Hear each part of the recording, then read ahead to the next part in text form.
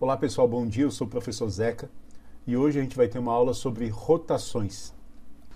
Bom, até agora a gente estava trabalhando com o movimento de translação de ponto material. E ponto material, lembra, ele não pode girar ao redor dele mesmo, porque ele não tem dimensão. Mas se a gente pega um corpo extenso que tem alguma dimensão, uma pedra, um lápis, uma caneta, além de ele ter movimento de translação, ele também pode ter movimento de rotação, ele também pode girar ao redor dele mesmo. Nas próximas aulas a gente vai estar estudando as grandezas físicas associadas ao movimento de rotação. E o bacana é que cada grandeza associada ao movimento de rotação tem um análogo que a gente já estudou no movimento de translação. Por exemplo, lá na translação a gente determinou a posição de um corpo através de um vetor.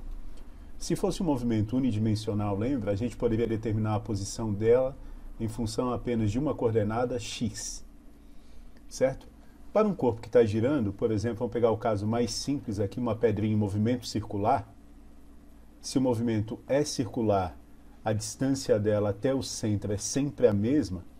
E se a gente definir esse ponto aqui como sendo zero, beleza? A gente sempre vai ter o mesmo módulo do vetor posição, mas ele vai mudando com o tempo o seu ângulo. O seu ângulo aqui vai variando. Lembra, né? O vetor posição é um vetorzinho aqui que tem módulo, direção e sentido, e com o passar do tempo, ó, a direção desse vetor vai mudando. Então a gente pode definir para um movimento de rotação uma posição angular, representado por θ. Galera, por enquanto a gente vai deixar todas as grandezas associadas à rotação em módulo, e mais tarde a gente discute como é que é o caráter vetorial delas, tudo bem? Para o movimento de translação a gente viu uma grandeza que a gente chamou de velocidade, que determinava a rapidez, né, ou a taxa de variação da posição em função do tempo. O quanto rápido o corpo mudava sua posição de um certo valor x1 para um certo valor x2. Bom, na rotação a gente também vai ter uma velocidade chamada de velocidade angular, que só pelo nome já dá de entender, né? Ela mede a rapidez com que varia o ângulo. Porque à medida que o corpo vai girando, ó, o ângulo que ele descreve vai aumentando. Sei lá, vamos supor que aqui é 45 graus, aqui é 90, 180, 270, 360, e à medida que vai passando o tempo, o ângulo vai aumentando. Então, essa grandeza, a velocidade angular, vai medir a taxa de variação do ângulo em função do tempo, né? De vez em quando aparece assim, ó, velocidade angular de um corpo, 2π radianos, radiano lembra a unidade de ângulo, por segundo. Isso quer dizer o quê? Que o corpo dá uma volta, o ângulo varia 2π a cada segundo. Beleza? Para o movimento de translação, a gente tinha uma grandeza chamada de aceleração, que media a taxa de variação da velocidade em função do tempo. Bom, para o movimento de rotação, também a gente vai ter uma aceleração, que seria uma aceleração angular, que mediria a taxa de variação de velocidade angular em função do tempo. Ah, Zeca, mas quando o corpo gira, ele também não vai ter uma velocidade de translação? Sim, quando o corpo gira, a gente já viu lá, quando a gente estudou MCU, ou movimento circular, que o corpo tem uma velocidade aqui, ó, tangente à trajetória. Aliás, vai ter uma relação entre essas duas velocidades, né? A velocidade que faz o corpo se deslocar e a velocidade que faz o corpo variar o ângulo ou a inclinação do vetor posição. Ou seja, vai ter uma relação entre essa velocidade de translação, vamos chamar de velocidade linear, e a velocidade angular. Dá uma olhada aqui, ó. A gente pode determinar a distância que o corpo percorre ao sair de um ponto 1 para um ponto 2 em função do ângulo que ele descreve, concorda? Ó, essa distância aqui, essa distância vai ser simplesmente o ângulo, θ, vezes o raio da trajetória. Tipo lá, quando a gente calcula o comprimento de uma circunferência, o comprimento de uma circunferência é 2πr. Percebe? 2π nada mais é do que o ângulo para dar uma volta completa. Se fosse meia volta, seria π vezes r. Se fosse um quarto de volta, seria π sobre 2 vezes r. Então, um arco de circunferência, esse comprimento azul aqui, ó, ele vai ser o ângulo entre os dois pontos 1 e 2, vezes o raio da circunferência. Tudo bem? Quer dizer o seguinte, ó, para que o corpo percorra uma distância maior, ele também tem que percorrer um ângulo maior.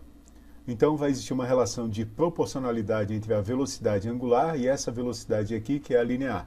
Concorda? Se uma aumenta, a outra obviamente também aumenta, né? A gente pode descobrir matematicamente a relação entre as duas. Dá uma olhada aqui, ó. Essa curva azul aqui é a distância percorrida e esse vetor rosa aqui é exatamente o deslocamento do corpo, certo? Que é a posição final, R2, menos a posição inicial.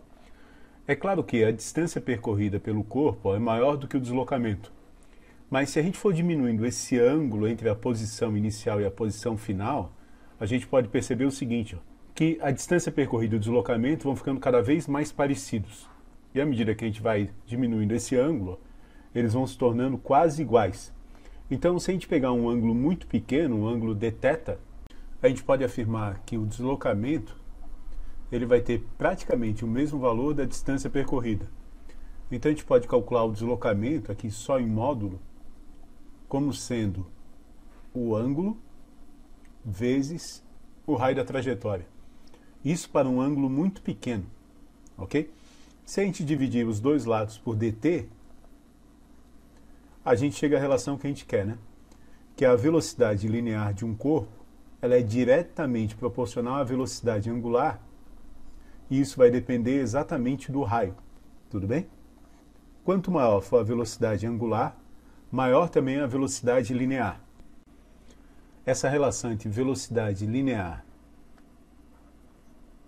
e velocidade angular vai ser uma relação importante para a gente. Aliás, já cabe aqui acrescentar um ponto, né? Se eu tiver dois corpos presos, por exemplo, a uma mesma barrinha, e os dois corpos estiverem girando junto com a barra, percebe que os dois vão ter a mesma velocidade angular. Sei lá, vamos chamar aqui de corpo A e corpo B. Eles vão ter a mesma velocidade angular. Tudo bem? Porque os dois vão dar uma volta ao mesmo tempo. Os dois percorrem 360 graus ou 2π no mesmo intervalo de tempo. Mas eles vão ter velocidades lineares diferentes. Como o B percorre um trajeto maior do que o A percorre essa curvinha aqui, né? Beleza? E os dois fazem isso no mesmo tempo, a velocidade de A é certamente menor do que a velocidade de B. Ok? Depois da cinemática, a gente começou a ver dinâmica do movimento de translação. A gente viu lá a primeira lei de Newton, que dizia que uma força resultante diferente de zero provocava num corpo de determinada massa uma aceleração. Onde essa massa aqui, lembra, estava associada à inércia do corpo. Quer dizer, quanto maior fosse a massa do corpo, mais difícil era de acelerar o corpo, ou mais difícil é de mudar a velocidade do corpo. No movimento de rotação, a gente vai ter uma segunda lei de Newton também, associada à rotação. Só que no lugar de força aparece torque.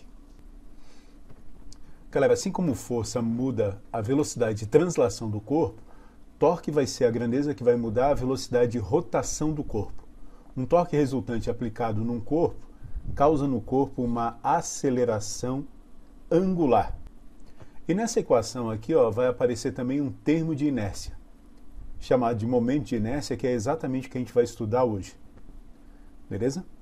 Então, força causa uma aceleração no movimento de translação e torque causa uma aceleração no movimento de rotação, ou causa uma aceleração angular.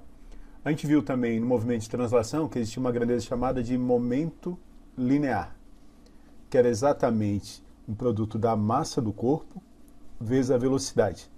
Beleza? De novo, aqui a gente tinha um termo de inércia, que era a massa do corpo, vezes a velocidade dele. Para o movimento de rotação, a gente vai ter também um momento, só que é chamado de momento angular. Opa, vamos deixar sem vetor por enquanto. Momento angular, que vai ser exatamente o momento de inércia do corpo vezes a velocidade angular. Tudo bem? Percebe de novo, a gente vai ter um termo de inércia aqui, equivalente à massa, que é chamado de momento de inércia. E, por fim, vai ser a equação que a gente vai usar para deduzir o que é esse momento de inércia, é a energia cinética. Enquanto a energia cinética de translação vai ser mv² sobre 2, a energia cinética de rotação vai ser I, que é o momento de inércia, ômega ao quadrado, sobre 2. Então, para o movimento de translação, a gente tem uma grandeza associada à inércia, que é a massa. Lembra? Ela nos diz o quanto que é difícil de mudar a velocidade do corpo. Quanto maior for a massa, mais força eu vou ter que fazer para causar no corpo uma mesma aceleração. E no movimento de rotação, a gente também vai ter uma grandeza associada à inércia, chamada de momento de inércia. Só que ela é uma grandeza que está associada à dificuldade que a gente tem de mudar a velocidade de rotação de um corpo. Quer dizer, quanto maior for o momento de inércia, mais difícil vai ser para fazer o corpo começar a girar ou fazer ele parar de girar se ele já estiver girando. O que a gente vai descobrir agora é quanto que vale esse momento de inércia. Para deduzir a equação do momento de inércia, a gente poderia usar qualquer uma dessas três relações acima. Claro que mais fácil é da energia cinética, né? Porque é uma grandeza escalar e trabalhar com escalar é sempre mais simples. Então vamos dar uma olhadinha nisso. Então olha só, imagina que eu tenho aqui uma barra, que vai ser o meu eixo de rotação, ok? Tem uma outra barrinha aqui, ó, azul, de massa desprezível, e tem uma partículazinha presa a essa barra. E ela está girando aqui com uma certa velocidade angular. É claro que associado a essa velocidade angular, a gente já viu, né? A gente também vai ter uma velocidade linear tangente à trajetória.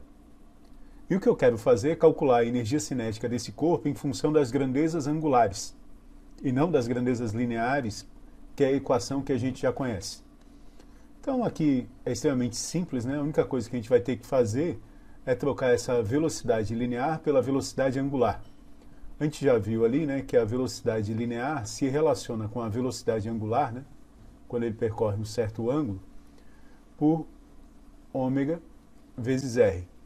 Então a nossa energia cinética desse corpo aqui que está rotacionando, ela pode ser calculada assim, né? M, continua ali, vezes a velocidade, eu posso substituir por ômega vezes R, tudo isso elevado ao quadrado, sobre 2. Tudo bem? Se eu deixar o ômega fora, eu quero escrever energia cinética com uma mesma cara para rotação, com a mesma cara que eu tinha para translação, a minha energia cinética fica assim, ó, M vezes R ao quadrado, vezes ômega ao quadrado, sobre 2. Lembra que eu falei para vocês, né? Esse termo que aparecia na frente do ômega ao quadrado era um termo de inércia de rotação. Então, o I que a gente está procurando, nesse caso aqui de uma partícula girando ao redor de um eixo fixo, vai ser simplesmente M vezes R ao quadrado, onde R vai ser exatamente o raio da trajetória da partícula em relação ao eixo de rotação. Tudo bem? Então, percebe o seguinte, ó. A inércia de rotação da partícula, ela depende, na verdade, de duas coisas. Ela depende da massa do corpo, que faz todo sentido, né? Quanto maior for a massa do corpo, muito provavelmente é mais difícil fazer ele começar a girar ou fazer ele parar de girar.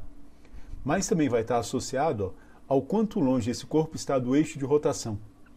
Quanto mais espalhada tiver a massa, quanto mais longe ela estiver do eixo de rotação, mais difícil vai ser de mudar a velocidade angular desse corpo. Então, se eu pegar essa partículazinha aqui de massa M e colocar ela mais perto do eixo de rotação, vai ser mais fácil de eu fazer esse corpo começar a girar ou fazer ele parar de girar do que nessa posição mais afastada do eixo de rotação. Então, quanto mais longe estiver a massa do eixo de rotação, mais inércia de rotação eu vou ter, mais difícil vai ser de mudar a velocidade angular do corpo.